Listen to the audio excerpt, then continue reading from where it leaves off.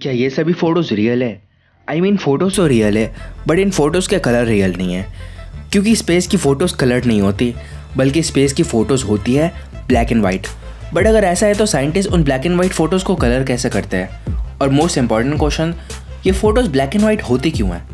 आज इस वीडियो में हम यही जानेंगे, तो इस वीडियो को पूरा एंड तक देखना, क्योंकि आज इस वीडियो में आप लिटरली कुछ नया सीखने वाले हो। तो चलो शुरू करते हैं। ये जो आपकी स्क्रीन पर दिख रहा है, इसको कहते हैं विजिबल स्पेक्ट्रम, और केवल यूनिवर्स की इन्हीं लाइट्स को हम ह्यूमन देख सकते हैं। लेकिन ये लाइट्स तो बस एक छोटा सा हिस्सा है। इसके अलावा यूनिवर्स में कई ऐसी लाइट्स हैं जिसको ह्यूमन आई देख भी नहीं सकती। एक ह्यूमन आई विजिबल स्पेक्ट्रम में लोएस्ट फ्रीक्वेंसी पर रेड कलर को और हाईएस्ट फ्रीक्वेंसी पर वॉयलेट कलर को देख सकती है।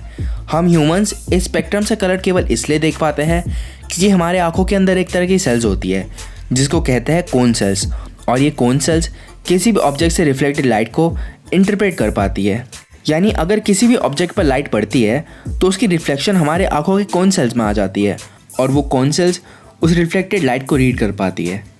हमारे पास 3 अलग अलग तरह के कोन सेल्स हैं, एक लॉन्ग, एक मीडियम और एक शॉर्ट। और अगर हम इसको ध्यान से देखें तो ये कोन सेल्स हमारे विजिबल स्पेक्ट्रम के रेड, ग्रीन और ब्लू कलर जैसे हैं। RGB, रेड, ग्रीन और ब्लू लाइट्स के प्राइमरी कलर है, यानी इन्हीं तीनों कलर्स को मिलाकर बनता है हर एक कलर जो एक ह्यूमन आई रीड कर पाती है। और इन्हीं तीनों कलर कॉम्बिनेशन के कुछ प्रिंसिपल्स है स्पेस की फ़ोटोज़ को भी कलर करा जाता है।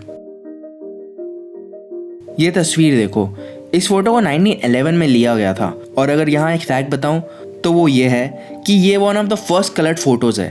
और उससे भी खास बात तो ये है कि इस फोटो को 3 अलग अलग ब्लैक एंड वाइट फ़ोटोज़ को मिलाकर बनाया गया है। जी हाँ, इसको कलर्ड वे में क्लिक नहीं करा गया था, बल्कि इस फोटो को 3 अलग अलग ब्लैक एंड वाइट फ़ोटोज़ को मिलाकर बनाया गया है। रशियन केमिस्ट सरगाई पोर्क्यूदिन ने 1911 में इस आदमी को, जिसका नाम अलीम खान था, इस केमिस्ट ने इस आदमी की 3 अलग अलग तरह की फ़ोटोज़ ली, और तीनों ब्लैक एंड वाइट में, पर वो तीनों फ़ोटोज़ की फ़िल्टर डिफरेंट थी। देखो कैसे, पहली फ़ोटो को रेड फिल्टर से लिया गया था, दूसरी फ़ोटो को ग्रीन फिल्टर से, और उसी तरह तीसरी फ़ोटो को ब्लू फिल्टर से पास करा गया था। और जब उस केमिस्ट ने थोड़ा दिमाग चलाया और उन तीनों फिल्टर्ड फ़ोटो को एक साथ मिलाया तो उसको मिला ये एक कलर्ड फ़ोटो। चलो, आपको यहाँ तक तो समझ आ गया। अब वापस आपके फेवरेट टॉपिक स्पेस के पास चलते हैं। साल 1990 से हबल टेलीस्कोप अर्थ को ऑर्बिट कर रही है, और ऑर्बिट करने के साथ साथ वो हमें फ़ोटोज़ भी भेज रही है, जैसे कि ये फ़ोटो और ये फ़ोटो और ये भी। बट यहाँ पर बात यह है कि अभी तक आपने जो भी फ़ोटोज़ देखी है वो ऐसी नहीं है, बल्कि ऐसी है। हबल द्वारा भेजी गई फ़ोटोज़ ब्लैक एंड वाइट होती है, क्योंकि हबल टेलीस्कोप का मेन काम है कि वो स्पेस से रिफ्लेक्टेड हो रही चीज़ों की ब्राइटनेस को मेजर करे, और इसी वजह से सभी इमेजेस ब्लैक एंड वाइट होती है, क्योंकि black and white images he clear image होती है। नाउ, जैसे कि मैंने पहले बताया कि अलीम खान की फ़ोटो को 3 ब्लैक एंड वाइट फ़ोटोज़ में क्लिक करा गया था, और उसके बाद उस पर 3 अलग अलग कलर के फिल्टर्स लगाए गए थे, और देन उन तीनों को मिलाया गया, और फिर उसके बाद एक कलर्ड फ़ोटो बनी। उसी तरह से स्पेस की फ़ोटोज़ में भी करा जाता है, पर उस समय के टाइम में और आज के डेट में डिफरेंस ये है कि आज के टाइम में सॉफ्टवेयर यूज़ करे जाते हैं, जैसे कि फ़ोटोशॉप। चलो एक एक्सपेरिमेंट करते हैं सैटर्न की फ़ोटो से। यहाँ पर फिल्टर्स की मदद से हमने सैटर्न की फ़ोटो को लॉन्ग, मीडियम और शॉर्ट वेवलेंथ में डिफ्रेंशिएट कर दिया है। इसको कहते हैं ब्रॉडबैंड फिल्टरिंग, क्योंकि इस टेक्निक से लाइट की जनरल रेंजेस को टारगेट करा जाता है।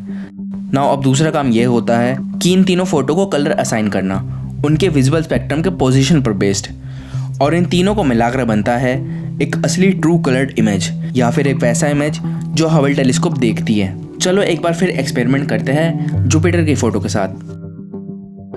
यहाँ पर देखो कि कैसे रेड और ग्रीन को मिलाकर येलो बनता है, और उसी तरह उसके ऊपर ब्लू ऐड करने पर बनता है एक ओरिजिनल कलर जो एक ह्यूमन विजिबल स्पेक्ट्रम पर देख पाती है।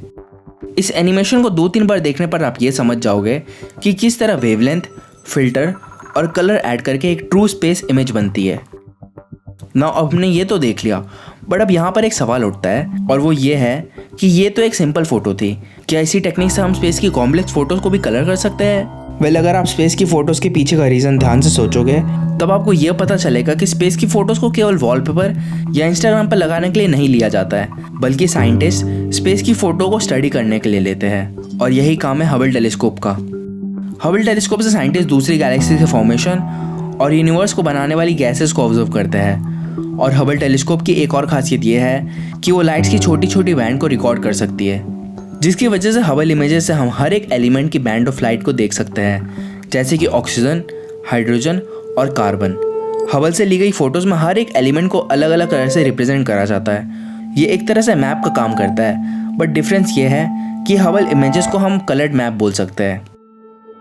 एक टर्म है जिसको कहते हैं नैरो बैंड फिल्टरिंग, और नैरो बैंड फिल्टरिंग का काम है स्टार्स के बनाने वाले मेन एलिमेंट्स यानी हाइड्रोजन, सल्फर और ऑक्सीजन, इन तीनों एलिमेंट से निकली गई लाइट्स को आइसोलेट करना। इस केस में हबल का सबसे अच्छा एग्जाम्पल है pillars of creation. Hubble telescope ने इस पिलर ऑफ क्रिएशन में कैप्चर किए है स्टार सिस्टम की फॉर्मेशन, जिसमें हमें बड़े बड़े गैस के टावर्स और डस्ट की फॉर्मेशन दिखती है। लेकिन ये भी एक असली इमेज नहीं है, क्योंकि इसको भी बाकी फोटोज़ की तरह साइंटिस्ट ने एडिटिंग करके कलर करा है। बट अगर इसको देखें तो ये एक कलराइज मैप है, जैसा कि मैंने आपको पहले बताया। हाइड्रोजन और सल्फर दोनों को हम नेचुरली रेड लाइट में देख सकते हैं और ऑक्सीजन को ब्लू लाइट में।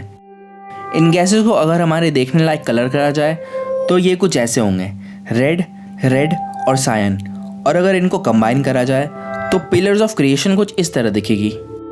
लेकिन अभी भी ये ओरिजिनल इमेज की तरह नहीं दिख रही। क्यों? वेल, ऐसा इसलिए है क्योंकि एक अच्छी और क्लियर इमेज को लोगों तक पहुंचाने के लिए साइंटिस्ट को और थोड़ी चीज़ें करनी पड़ती है। सबसे पहले तो वो सल्फर को हाइड्रोजन से अलग करते हैं, और उसके लिए साइंटिस्ट इन तीनों एलिमेंट्स को क्रोमैटिक ऑर्डर में असाइन करते हैं। क्रोमैटिक ऑर्डर यानी रेड, ग्रीन और ब्लू कलर्स असाइन कर देना, यानी RGB फॉर्म में। और जब अगेन इन तीनों कलर्स को मिक्स करा जाता है तब अगेन एक फुली फॉर्म्ड कलर इमेज बनता है, जो हम सभी बाकी जगह देखते हैं। लेकिन अभी भी एक आखिरी और एक सबसे बड़ा सवाल उठता है कि क्या हम स्पेस की जो भी कलर्ड फोटोज़ देखते हैं, क्या वो सभी नकली है? क्या हमारे साथ धोखा हो रहा है? क्या स्पेस वैसी नहीं है जैसे हमें दिखाई जाती है? वेल, ऐसा कुछ नहीं है। स्पेस जैसा है वैसे हम उसको अपने नेकेड आई से देख ही नहीं सकते। सो साइंटिस्ट यानी नासा से जो भी कलर फोटोज़ आती है वो सभी फुली रिसर्च्ड और आवर्स ऑफ वर्क के बाद बनती है।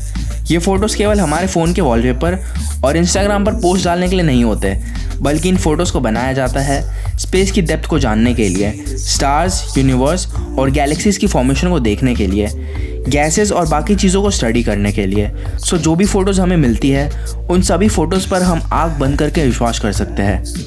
सो आज के लिए बस इतना ही गाइज। अगर आपको स्पेस, साइकोलॉजी, साइंस और ऐसे इंटरेस्टिंग टॉपिक्स पर इंटरेस्ट है तो आप उन्हीं स्पेस की फ़ोटोज़ की तरह इस चैनल पर भी आँख बंद करके विश्वास कर सकते हो, क्योंकि इस चैनल पर हर हफ्ते इस तरह की और भी इंटरेस्टिंग फुली रिसर्च वीडियो आती रहती है। सो अगर आपको ये वीडियो पसंद आई तो लाइक करो, और अगर आप नए हो तो सब्सक्राइब करो। अगर आप इंस्टाग्राम यूज़ करते हो और अगर आपको इस चैनल की वीडियोस अच्छी लगती है देन आप मुझको इंस्टाग्राम पर भी फॉलो कर सकते हो।